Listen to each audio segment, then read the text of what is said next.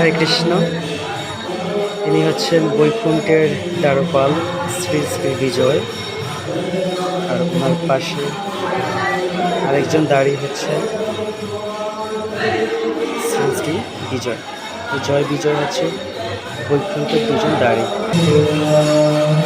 ভিতরে কি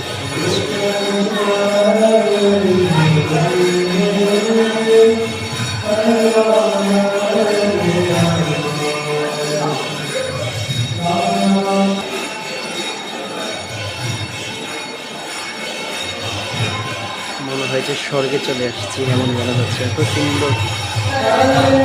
আমি আপনাদের উপরে গিয়ে দেখাচ্ছি, এত সুন্দর করেছে মন্দিরটি। আসলে আপনি বাস্তবে না দেখলে হলে বুঝতে পারবেন।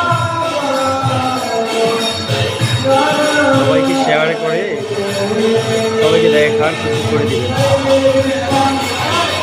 ভক্তরা কি করছে